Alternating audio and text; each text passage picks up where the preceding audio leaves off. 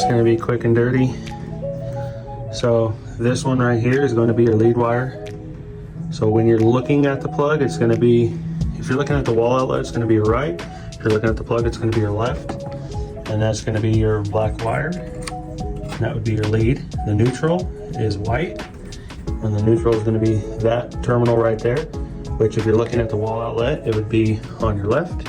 And then that is your ground, which goes right here to the ground. And you have your voltage negative and your voltage positive. I've already verified the correct pinout as what I want. Now I'm just going to verify that this has an output of 12 volts when I plug it in. Then we got the green light. Might be able to hear the fans on. We got 12 volts with both of those hooked up. I might actually try and adjust that little yellow thing to get a little bit more voltage. Almost 14 right now, which should work fine. I just spun that little yellow knob clockwise, just a hair. You can hear the fan pick up in speed just a little bit. You see right here, it's a 30 amp, 12 volt converter, Amazon special. Just a little extension cord that's down and dirty, super easy. Now let's hook it up to the diesel heater.